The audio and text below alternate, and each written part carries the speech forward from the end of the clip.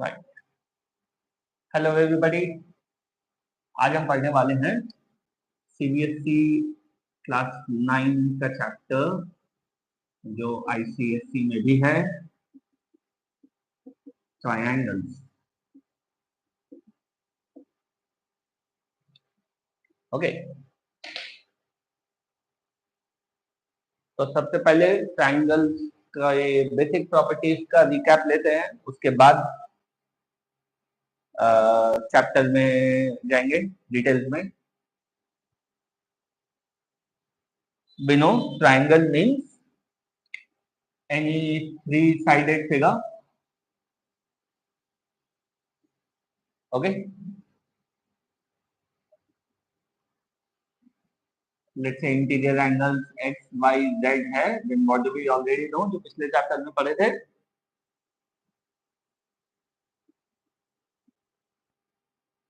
Sum of interior angles is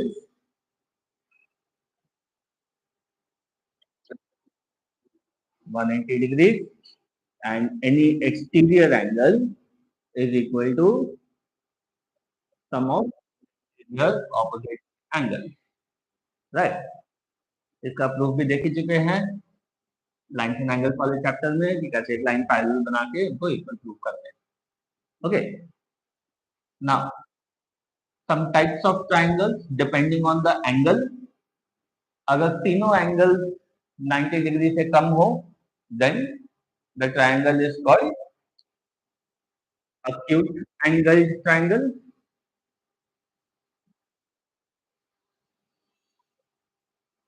Right? अगर एक angle 90 degree से ज्यादा हो तो उसको क्या बोलते हैं?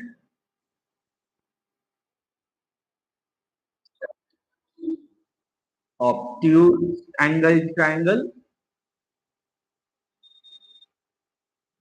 एंड अगर एक एंगल एग्जैक्टली 90 डिग्री हो तो फॉर एग्जांपल ये ट्रायंगल, ये हुआ ऑब्ट्यूज एंगल ट्रायंगल, और एग्जैक्टली वन एंगल 90 डिग्री हो तो राइट एंगल ट्रायंगल।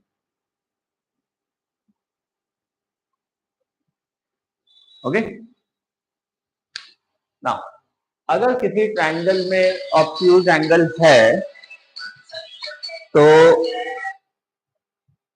मैक्सिमम कितना ऑब्ट्यूज एंगल हो सकता है एक ट्रायंगल के अंदर?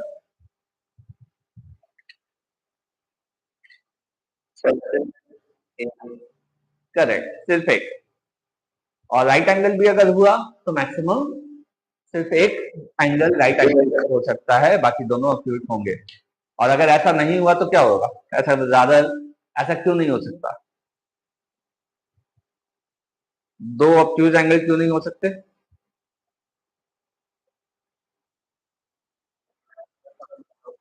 एग्जैक्टली, क्योंकि फिर एंगल सम प्रॉपर्टी सेटिस्फाई नहीं करेगा, एंगल्स का सम 180 से बड़ा हो जाएगा।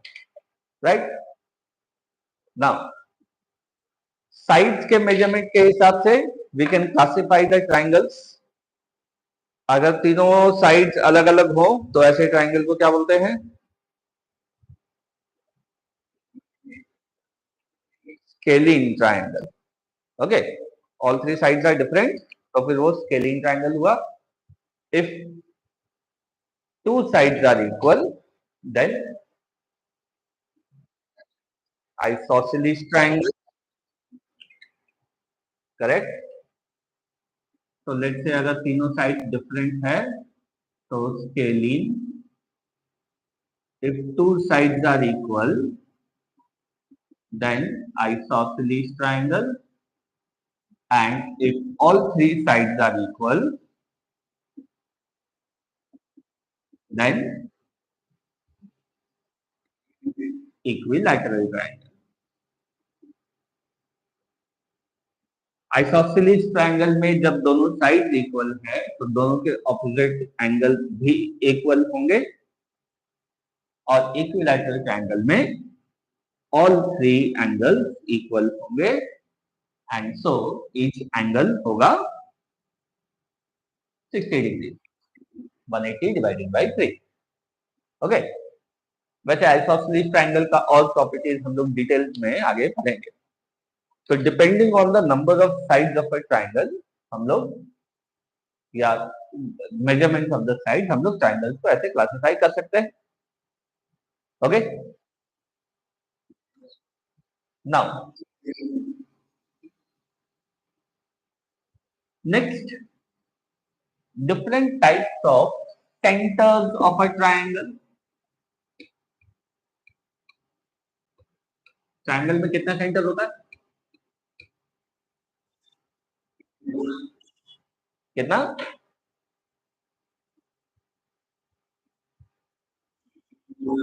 9. एक ट्रायंगल के अंदर 4 टाइप्स ऑफ सेंटर्स होते हैं. ओके, अगेन इन सब वर्ड्स का मीनिंग हम लोग को पता होना चाहिए. ठीक है. The first type is if I join one vertex to the midpoint of the opposite side. Okay, D is the midpoint of BC, इसको बाइसेक्ट कर रहा है. और अगर हम लोग AD को ज्वाइन करें तो इस AD लाइन को क्या बोलते हैं? This is called a median. Okay, line joining one vertex to the midpoint of the opposite side. Okay, इसी तरह से हम लोग C से भी एक मीडियन बना सकते हैं जो AB के मिड पॉइंट को ज्वाइन करे. B से एक और मीडियन बना सकते हैं जो AC के मिड पॉइंट को ज्वाइन करे. और ये तीनों मिड पॉइंट्स ये तीनों मीडियन जिस पॉइंट पे इंटरसेक्ट करे इसको बोलते हैं centroid of a triangle.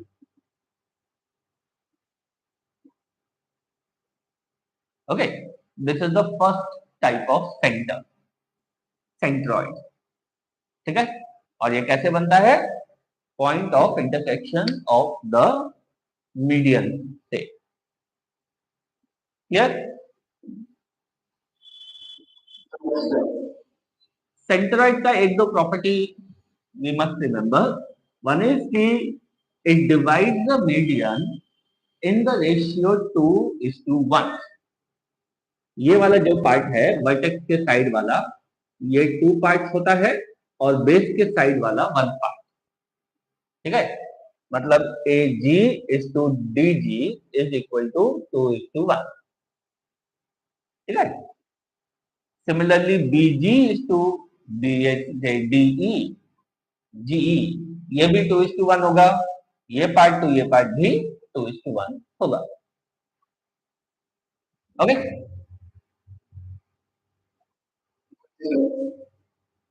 ठीक है. Clear? So centroid divide the median in the ratio 2:1. इसका एक और खास बात ये होता है कि centroid is the centre of gravity of the triangle. Physics में पढ़ा है सेंटर ऑफ ग्रेविटी क्या होता है ना? दैट पॉइंट जिसके ऊपर उस पूरे शेप का भार या वेट केंद्रित है. तो सेम वे ट्रायंगल के अंदर अगर हम सेंटर ऑफ ग्रेविटी निकाले, ये देखो कभी एक्सपेरिमेंट किया है? एक गत्ते के ऊपर या लैमिना के ऊपर हम लोग ट्रायंगल कट करें और उसको अलग अलग डायरेक्शन से पिन लगा के सस्पेंड करें, तो फिर जो वो वर्टिकल लाइन बनता है उन सबको मार्क करने से वी विल सी कि वो सारा वर्टिकल लाइन इस सेंट्रॉइड से पास करेगा. That's how we get the centre of gravity of any object. ठीक है, right? So this is what is centroid. The next type of center is when we draw perpendicular bisectors of the sides. ABC triangle है, let's say DBC का mid point है, लेकिन instead of joining AD अगर हम लोग D के ऊपर एक परपेंडिकुलर बना दें तो ये एक परपेंडिकुलर बाइसेक्टर हुआ बेस का. राइट, ठीक है। तो this is a perpendicular bisector. इसी तरह से हम लोग ए सी का भी परपेंडिकुलर बाइसेक्टर बनाए, ए बी का भी परपेंडिकुलर बाइसेक्टर बनाए। तो ये तीनों परपेंडिकुलर बाइसेक्टर एक कॉमन पॉइंट पे आके मीट करेगा और इस पॉइंट को बोलते हैं circumcentre of the triangle. Let's say इसको O से इंडिकेट करें, तो O इज circumcentre।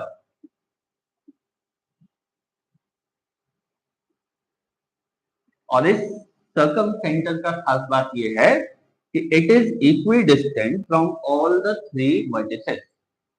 इसका OA is equal to OB is equal to OC, and which means हम लोग यहाँ पे कंपास रख के ये OA को रेडियस लेके एक ऐसा सर्कल बना सकते हैं जो तीनों वर्टिसेस से पास करे,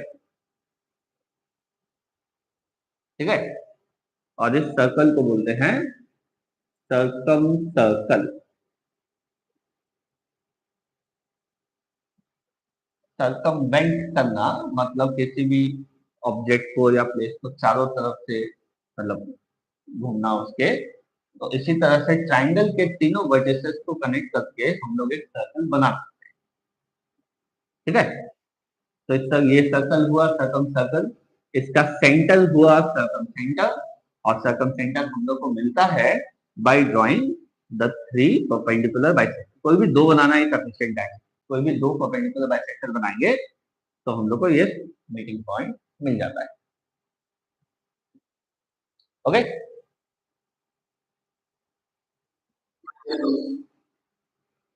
keep in mind perpendicular bisector और मीडियन सेम नहीं होता। मीडियन में मिड पॉइंट को वर्टेक्स से ज्वाइन कर रहे हैं, परपेंडिकुलर बाइसेक्टर में ये परपेंडिकुलर बना रहे हैं, तो इट इज नॉट नेसेसरी कि ये परपेंडिकुलर वर्टेक्स से पास हो, इन जनरल नहीं होता है। ओके, यहाँ तक कोई डाउट? ओके,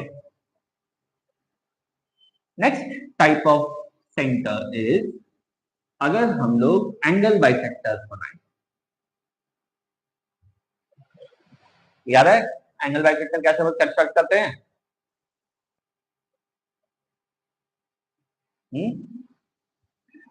नहीं, देखो सपोज ये कोई भी एंगल है, तो कंपास यहां रख के पहले एक आर्क ऐसे बनाते हैं और फिर इन दोनों आर्क्स के इन पॉइंट से सेम रेडियस का आर्क लेके इधर कट, यहां से इसको इधर कट, और फिर इसको सेंटर से ज्वाइन कर देते हैं। तो this angle gets divided into two equal part. Okay, तो इसी तरह से अगर लेट्स से हम लोग यहां से आर्क बना के ये एंगल बाइसेक्टर बनाए, सिमिलरली यहां से कट करके इधर से एंगल बाइसेक्टर बनाए, तो ये जो एंगल बाइसेक्टर जिस पॉइंट पे मीट करते हैं, तीनों एंगल बाइसेक्टर सेम पॉइंट पर मीट करेंगे, ओके। तो दिस इज एंगल बाइसेक्टर, और आई जो पॉइंट है इसको बोलते हैं incentre of the triangle. Okay, incentre इसलिए कि now with I as a centre हम लोग एक ऐसा सर्कल बना सकते हैं जो ट्राइंगल के अंदर तीनों साइड्स को टच करे। Okay, just touching at one point, दो बार कट नहीं कर रहा है, तीनों साइड को सिर्फ टच कर रहा है। तो ये सर्कल को, जैसे ये वाला सर्कल था सर्कम सर्कल, इस सर्कल को बोलते हैं इंस्क्राइब्ड सर्कल या इन सर्कल, और इसका सेंटर हुआ इन सेंटर। ओके, ठीक है. Now again, angle bisector is different from median. Median जरूरी नहीं है कि इस एंगल को बाइसेक्ट करे. एंगल बाइसेक्टर भी जरूरी नहीं है कि ऑपोजिट साइड के मिड पॉइंट से पास करे. नहीं. ओके. इन जनरल नहीं करते. ठीक है. क्लियर.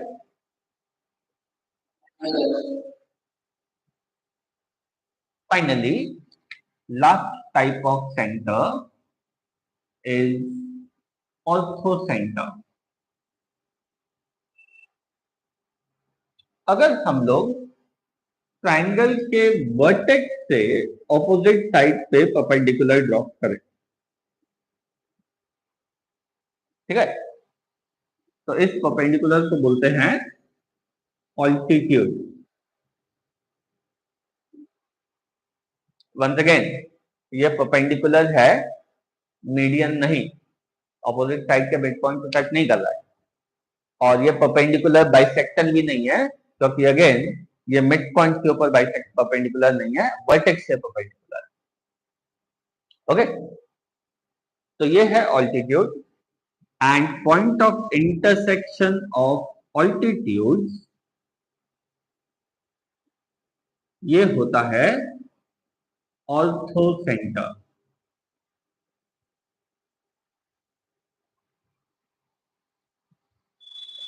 ओके.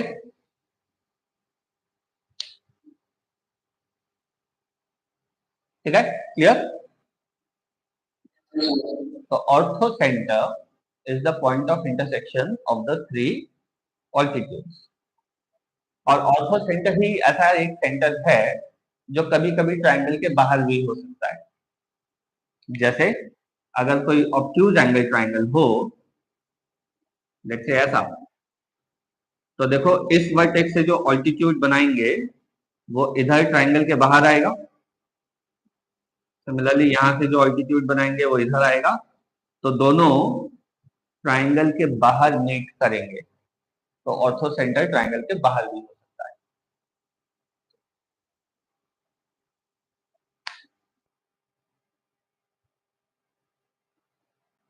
ठीक है. क्लियर.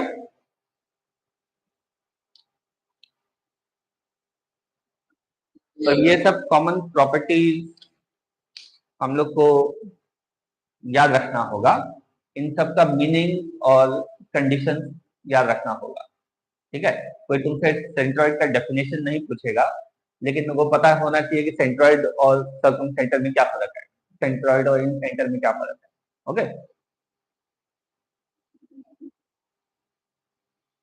राइट. क्लियर.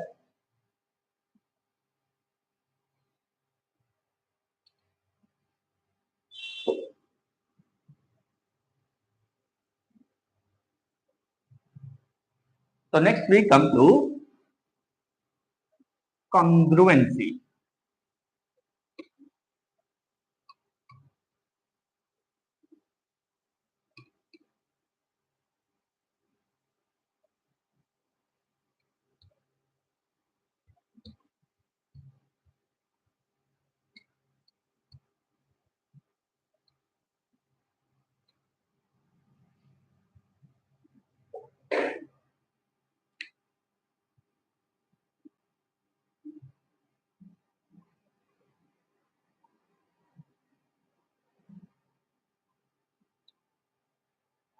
Congruency या congruent shapes. By this, what do we mean? Suppose there are two objects. ये दोनों दिखाते हैं. ये देखो, ये दोनों ऑब्जेक्ट. तो इन दोनों ऑब्जेक्ट्स का देखो हर तरह से शेप एंड साइज इक्वल है. दोनों का हाइट सेम है, दोनों का रेडियस सेम है. ठीक है. थिकनेस सेम है, सब कुछ सेम है.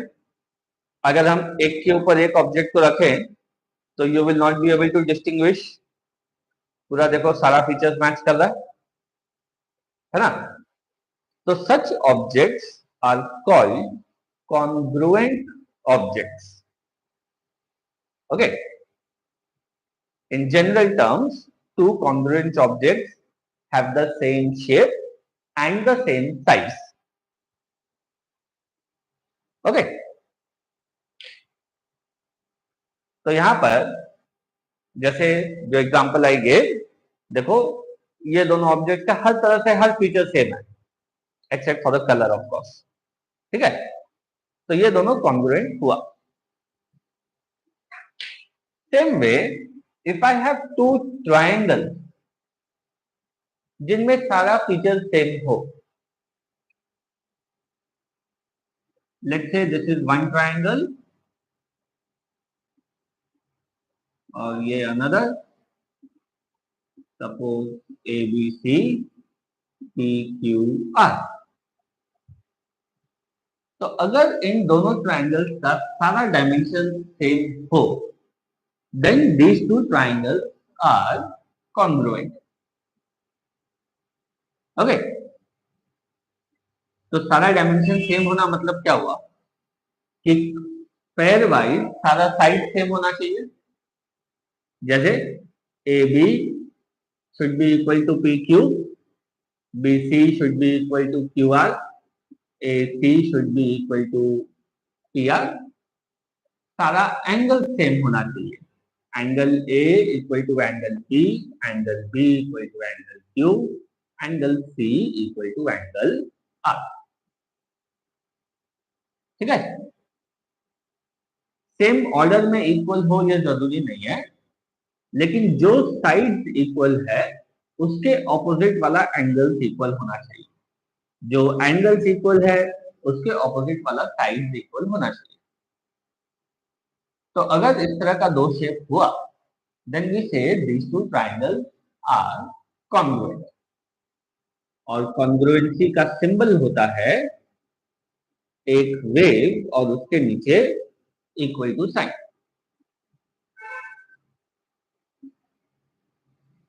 ठीक है। तो यूजुअली जिस ऑर्डर में साइड या एंगल इक्वल है उसी ऑर्डर में कॉन्ग्रुएंसी भी लिखते हैं। तो जैसे angle A equal to angle P है, बी सी क्यू आर, तो A B C congruent to P Q R. Suppose angle B equal to angle R होता और सी इक्वल टू क्यू होता, तो A B C is congruent to P R Q, ऐसे लिखते हैं। Okay, ठीक है। So if we know two triangles are congruent, तो उनमें 6 फीचर्स कॉमन होगा। As I said, 3 sides equal होंगे, A B equal to P Q, B C equal to Q R, A C equal to P R, and 6 angles equal होंगे। Angle A equal to angle B, angle B equal to angle Q, angle C equal to angle R, ठीक है। तो if the triangles are congruent, ये 6 properties match करेगा, ठीक है। तो knowing कोई भी एक ट्रायंगल का साइड पता हो तो करस्पॉन्डिंग साइड हम लोग दूसरे ट्रायंगल का निकाल सकते हैं। एक का एंगल पता हो तो दूसरे का एंगल निकाल सकते हैं, ऐसे। और जब ये इक्वल होते हैं या जो रीजन हम लोग लिखते हैं वो लिखते हैं CPCT, corresponding part of congruent triangles। Okay,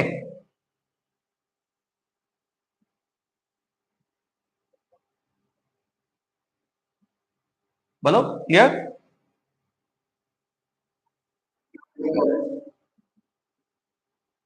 now ये तो तब जब हम लोग को पता है कि ट्रायंगल्स कॉन्ग्रुएंट है, हम लोग इक्वेट किए, सॉल्व कर लिए, जो भी मिसिंग फाइंड करना था वो फाइंड कर लिए। What if we have to check whether the triangles are congruent or not? तो उसके लिए ये all 6 प्रॉपर्टीज चेक करना जरूरी नहीं है। Okay, 3 properties are sufficient to prove that the two triangles are congruent। मतलब बशर्ते कि वो जो साइड है उनमें फर्स्ट ऑफ ऑल तो उनमें एटलीस्ट एक साइड होना चाहिए, ओके। एंड जो भी एंगल्स और साइड इक्वल हो वो दोनों ट्रायंगल का करस्पॉन्डिंग पार्ट्स होना चाहिए, ठीक है। कैसे कैसे वो समझा रहा है, ओके। लेकिन एज आई सेड कि एक ना एक साइड इक्वल होना जरूरी है। सिर्फ तीनों एंगल्स इक्वल होने से ये जरूरी नहीं है कि ट्रायंगल कॉन्ग्रुएंट हो, ओके। आई कैन हैव एक ऐसा छोटा ट्रायंगल बना सकते हैं जिसमें एंगल लेट से 50, 60, 70 है। I can create another bigger triangle also, उसमें भी एंगल 50, 60, 70 हो सकता है ना। तो सिर्फ एंगल्स इक्वल होने से कॉन्ग्रुएंट हो ये जरूरी नहीं है, एक ना एक साइड इक्वल होना चाहिए, ओके।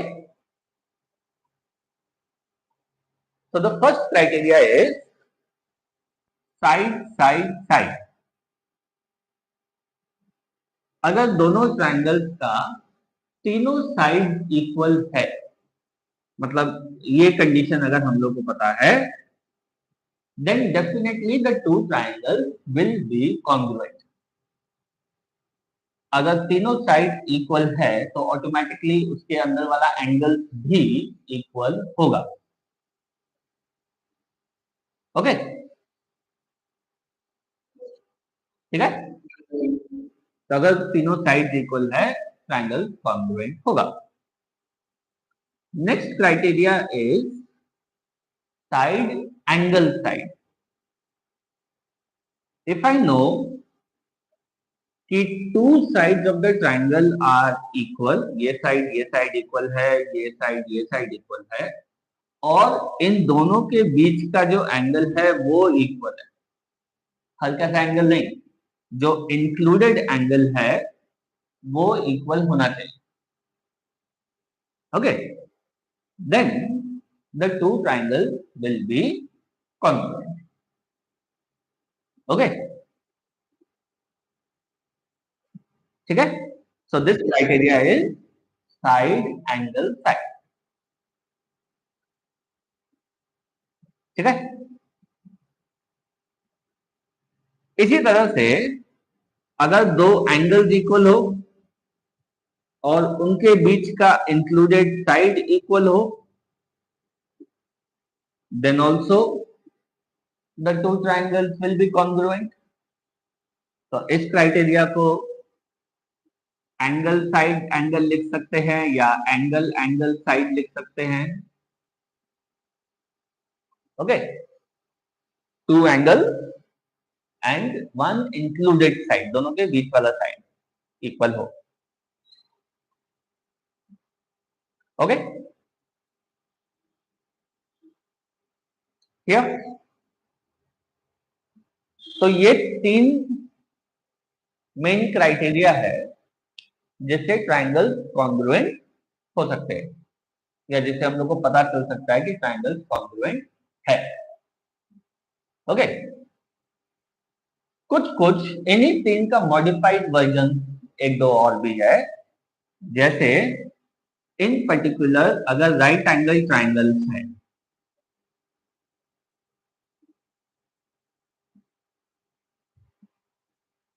तो अगर राइट एंगल ट्रायंगल में हाइपोटेन्यूज इक्वल है एंड कोई भी एक साइड इक्वल है,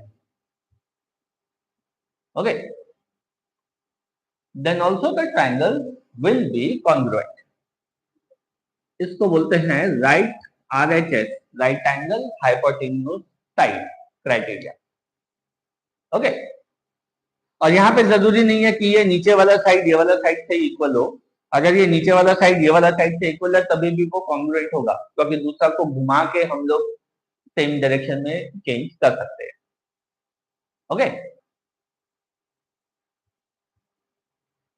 ठीक है।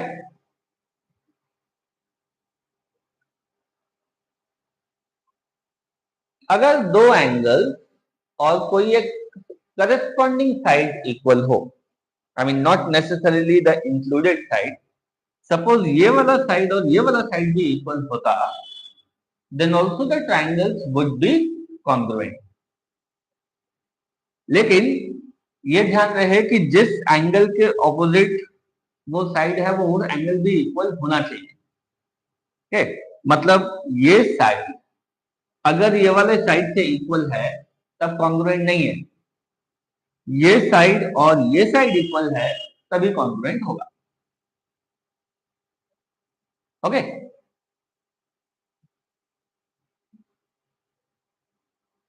ठीक है, समझ में आया?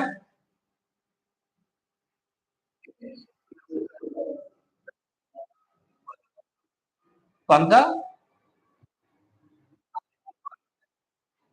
आरएचएस में राइट एंगल इक्वल है, हाइपोटेन्यूज हाइपोटेन्यूज इक्वल है।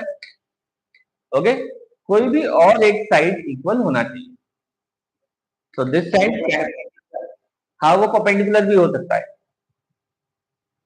ओके, अगर परपेंडिकुलर इक्वल हुआ तो उसको घुमा सकेंगे, रोटेट करके हम लोग सेम डायरेक्शन में उसको सेम शेप में कर सकेंगे। ठीक है, तो बेसिक टास्क हम लोग का यही होता है कि अगर दिया हुआ हो कि ट्राइंगल्स कॉन्ग्रुएंट है तो ये सिक्स कंडीशंस में से कोई भी पार्ट फाइंड आउट कर सकते हैं, इक्वेट कर सकते हैं। ठीक, या फिर फाइंड कर सकते हैं कि ट्राइंगल्स कॉन्ग्रुएंट है या नहीं using any of these criteria, और फिर कॉन्ग्रुएंट प्रूव करने के बाद जो भी मिसिंग साइड या मिसिंग एंगल है वो फाइंड कर सकते हैं। ओके,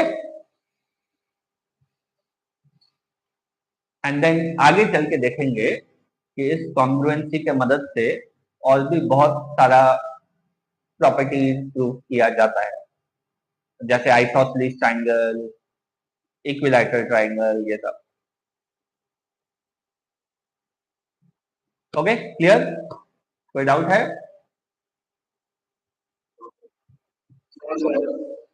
गुड, तो फिर एक्सरसाइज स्टार्ट किया जाए।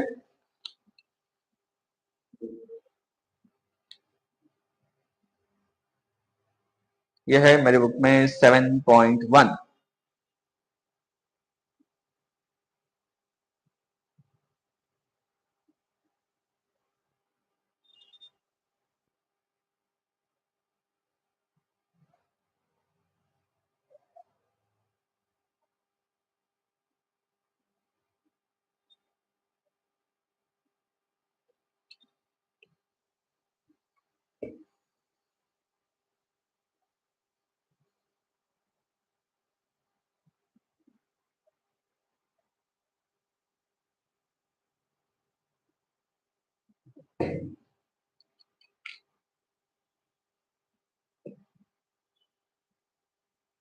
अच्छा, बाय द वे, जो पहले वाला पार्ट डिस्कस किए ना, सेंट्रॉइड, इनसेंटर, इन सब से कई बार 1 मार्क का क्वेश्चन आता है।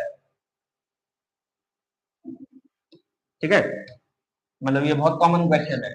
ये दे देगा कि the point of intersection of the medians of a triangle is what, और फिर ऑप्शन में सेंट्रोइड, सर्कमसेंटर, ये सब मेंशन किया हुआ रहेगा। ओके, इस तरह का।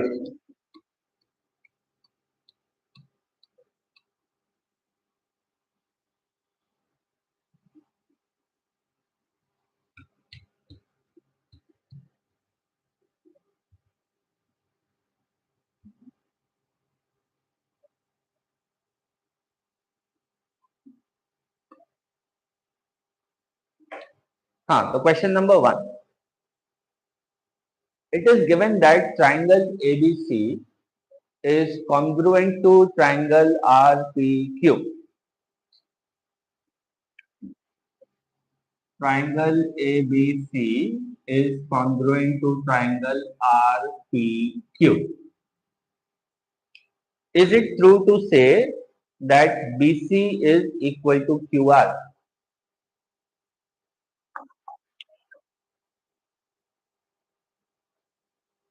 बोलो, will BC be equal to QR?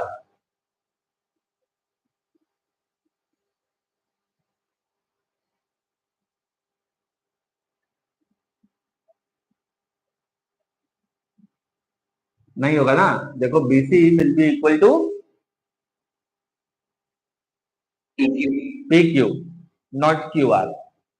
ठीक है, तो स्टेटमेंट इज फॉल्स।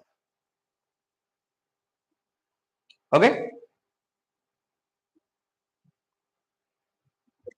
नंबर 2, ध्यान से सुनना।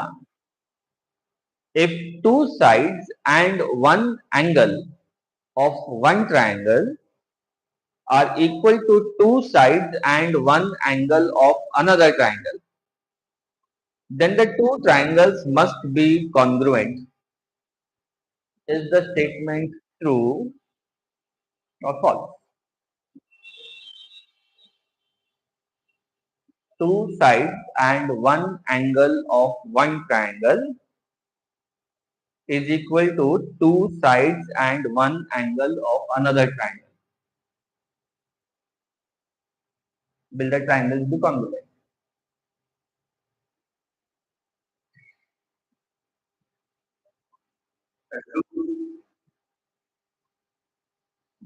जरा सोच के बताओ। नमन,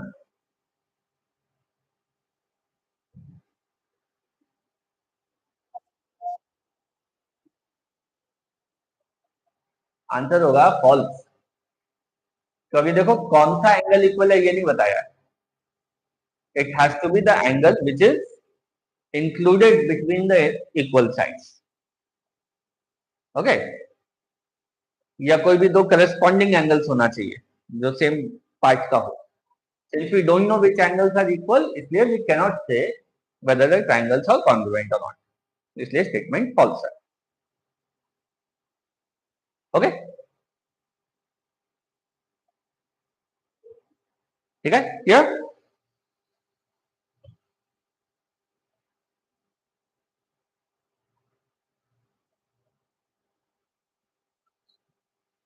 Next one, number 3. In the adjoining figure, AB is equal to AC, AP is equal to AQ.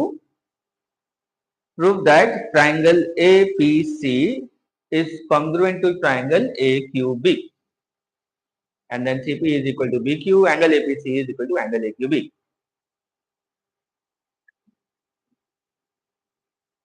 तो डायग्राम है कुछ ऐसा। We have triangle ABC.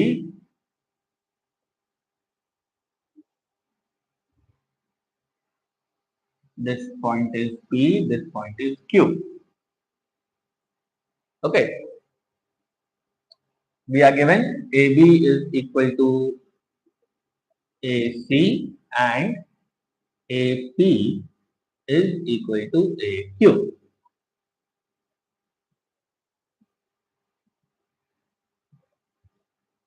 Okay.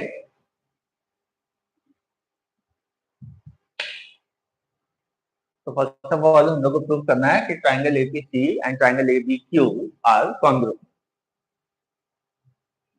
तो कॉन्ग्रुएंट के लिए देखो 3 प्रॉपर्टी हम लोग को दिखाना होगा। अच्छा, कभी कभी ऐसा हो सकता है कि जब इस तरह का मिक्स्ड फिगर हो तो कौन सा ट्रायंगल है, क्या प्रॉपर्टी इक्वल है, वो हो सकता है एक बार देखने से समझ में नहीं आए। हम लोग एक काम कर सकते हैं, रफ में जिन दोनों ट्रायंगल्स को कॉन्ग्रुएंट प्रूव करना है उनको थोड़ा अलग अलग बना भी सकते हैं। जैसे लेट्स से एपीसी अलग ऐसे बनाए और ए बी क्यू इसको ऐसे अलग बना दिए। ओके, ये मेन सब में दिखाने का जरूरत नहीं है तो इसलिए इसको रफ में भी बना सकते हैं और जस्ट एक रफ स्केच बना सकते हैं, ज्यादा आर्टिस्टिक होने का जरूरत नहीं रहता है। ओके, तो in triangle A P C and triangle A B Q हम लोग को कोई भी 3 प्रॉपर्टी इक्वल दिखाना है। तो few things are given only कि A C is equal to A B, देखो ये कंडीशन क्वेश्चन में दिया हुआ है। Similarly A P is equal to A Q, ये भी गिवन है। तो ऐसे लिखते हैं कि जो भी स्टेटमेंट लिख रहे हैं और उसका जो प्रूफ है वो ब्रैकेट के अंदर लिख देते हैं कि दिस इज द रीजन। तो यहाँ पे रीजन ये है कि क्वेश्चन ऑलरेडी बता दिया। तो दो तो हुआ, एक और प्रॉपर्टी चाहिए, क्या होगा?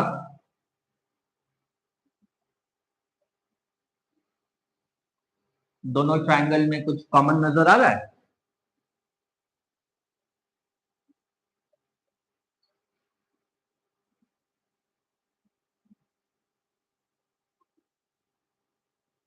देखो ये वाला एंगल, ये एंगल ट्रायंगल एपीसी में भी है और सेम एंगल AQB में भी है। ओके, तो angle PAC is equal to angle QAB, reason being it is common, just simply common. Okay, तो मिल गया, टू साइड्स इक्वल और दोनों के बीच का included angle equal, so we can say triangle APC is congruent to triangle ABQ, or reason being side angle side.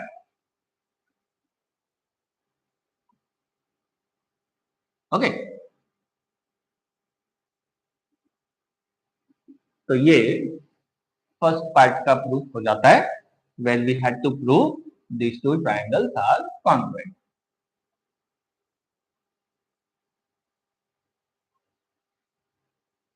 बोलो यहां तक कोई doubt?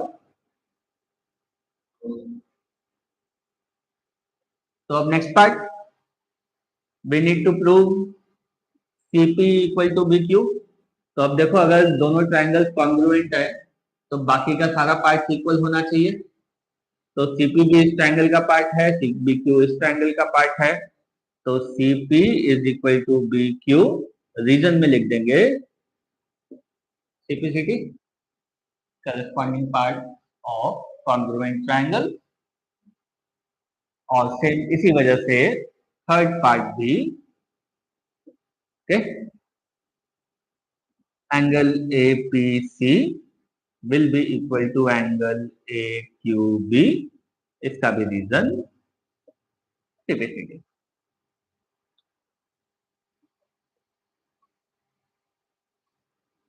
Okay,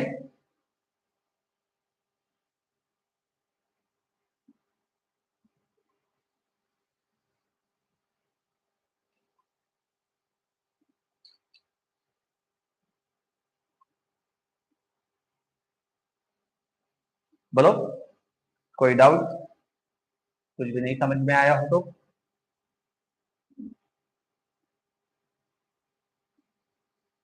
Naman clear?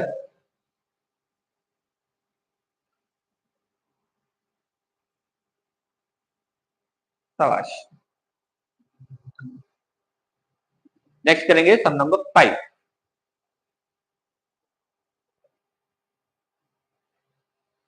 In the adjoining figure, ABCD is a quadrilateral in which AD is equal to BC, angle DAB is equal to angle CBA. Prove that ABD is congruent to BAC, BD is equal to AC, angle ABD is equal to angle BAC. पहले diagram बना लिया जाए।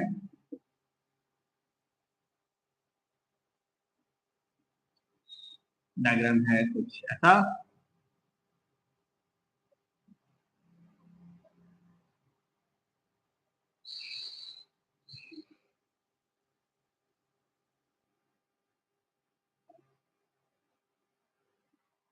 ABCD,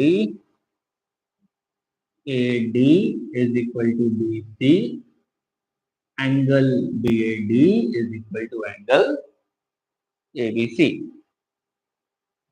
या DAB is equal to CBA. Okay. So first part, we have to prove triangle ABD is congruent to triangle BAC. So in triangle ABD and triangle BAC, just see carefully, ABD कौन सा triangle है? ये वाला, okay, A B D, right, A B D, ये triangle, and B A C triangle है ये वाला, ये। तो again what properties are already given, देखो A D is equal to B C given है,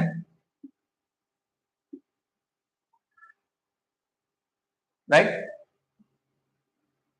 angle B A D is equal to angle A B C, ये भी given है। तो वंस अगेन एक एंगल और एक साइड इक्वल दिया हुआ है, एक प्रॉपर्टी और चाहिए। तो अगेन सी, दोनों ट्रायंगल में कुछ कॉमन है, क्या है?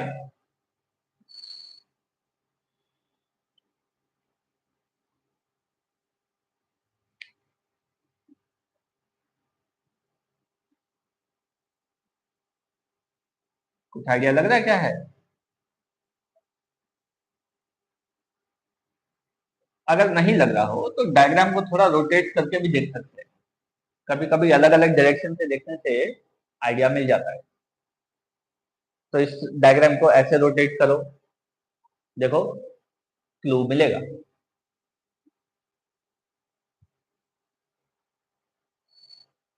ऐसा कोई एंगल या ऐसा कोई साइड जो दोनों ट्रायंगल का हिस्सा हो।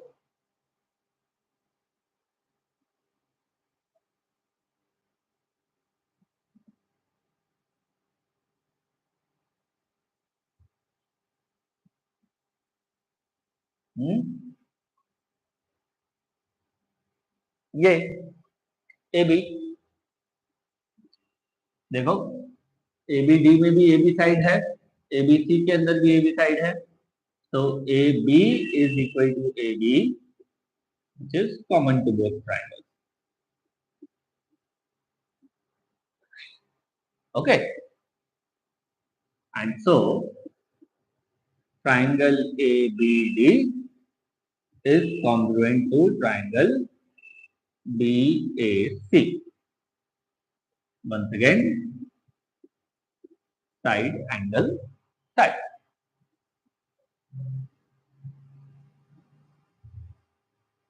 ठीक है, clear?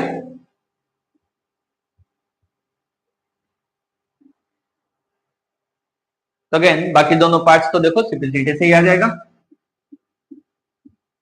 BD will be equal to AC, simplicity, and third part में angle ABD is equal to angle BAC, ये भी सिंपलिसिटी।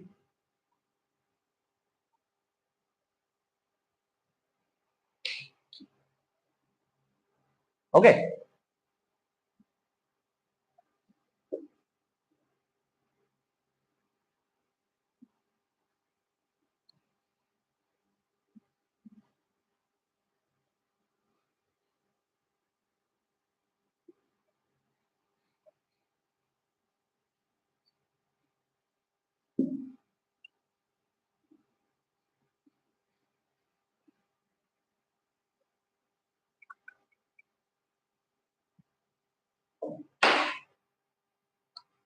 बोलो कोई डाउट है?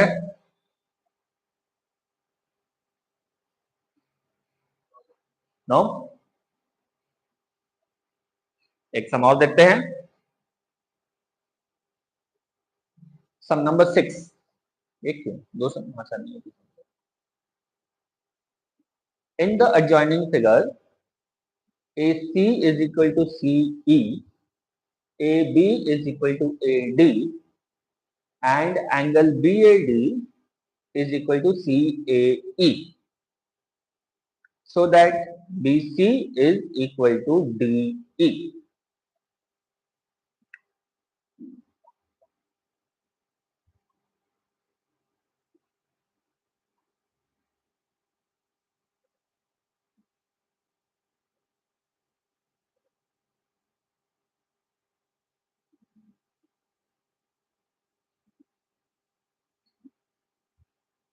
ए बी सी, ये पॉइंट है डी, ये पॉइंट है E. So we are given AB is equal to AD, AC is equal to AE, right?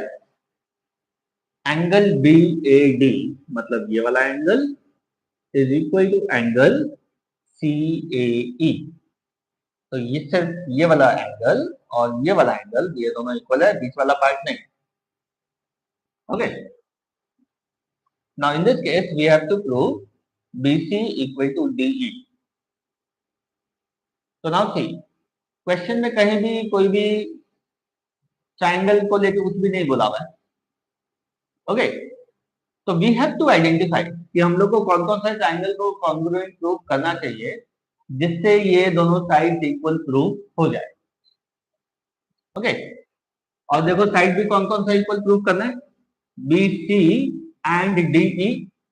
DE join नहीं किया हुआ है तो चलो पहले डीई को ज्वाइन करते हैं। ओके, तो B C equal to D E दिखाना है। The only way we can show is using congruency. Okay,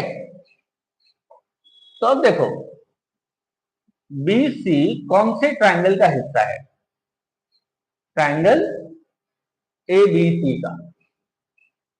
okay, and DE कौन से ट्राइंगल का हिस्सा है, ए डीई का। तो इन दोनों ट्राइंगल्स को कॉन्ग्रुएंट प्रूव करने का कोशिश करते हैं। ठीक है, in triangle A B C and triangle A D E. तो अगेन कुछ कुछ कंडीशंस जो ऑलरेडी दिया हुआ है, one is A B is equal to A D given है, A C is equal to A E ये भी गिवन है। तो दो प्रॉपर्टी प्रूफ हो गया। अब एक प्रॉपर्टी और चाहिए, एक और जो कंडीशन दिया हुआ है वो ये एंगल और ये एंगल, लेकिन ये एंगल देखो ट्राइंगल का पार्ट नहीं है। एक बार इसको लिखते तो है, angle A B D is equal to angle C A E. Okay, तो ट्राइंगल का पार्ट ये पूरा एंगल है, तो दैट मीन्स कौन सा एक्स्ट्रा पोर्शन हम लोग को ऐड करना है, ये बीच वाला।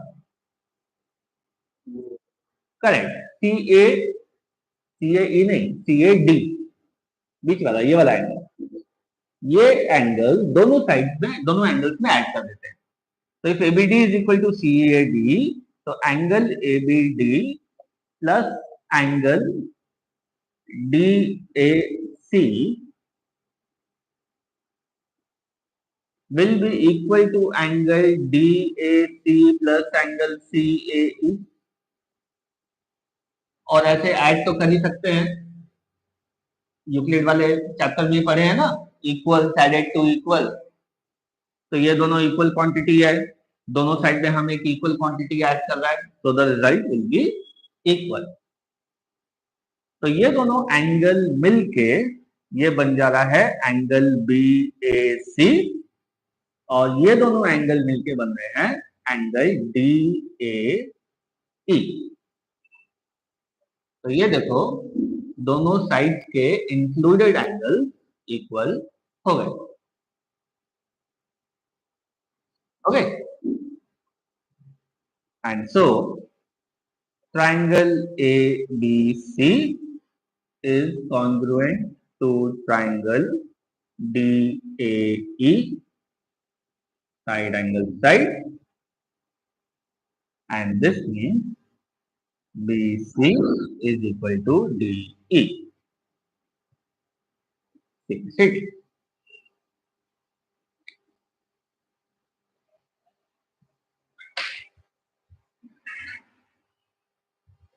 ओके।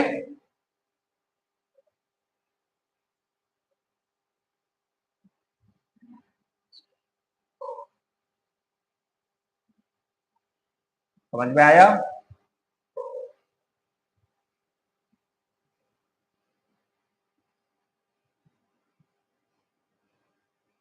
वंदन,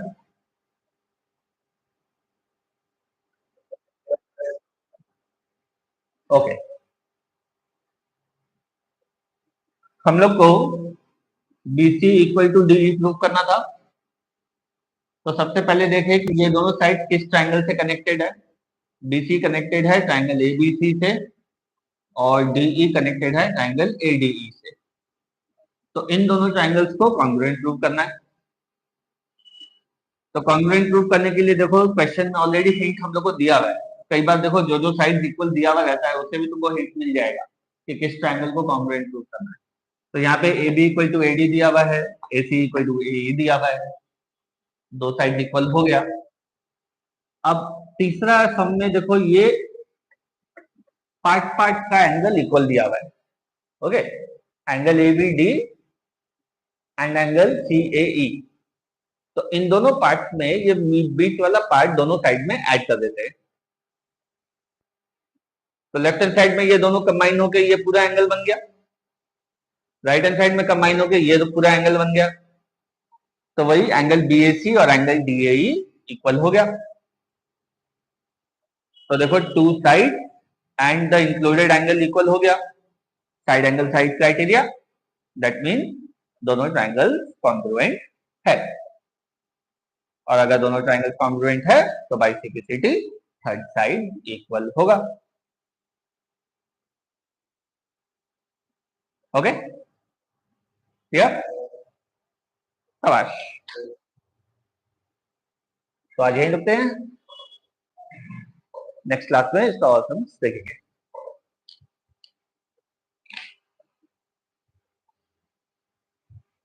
ओके देन, बाय बाय।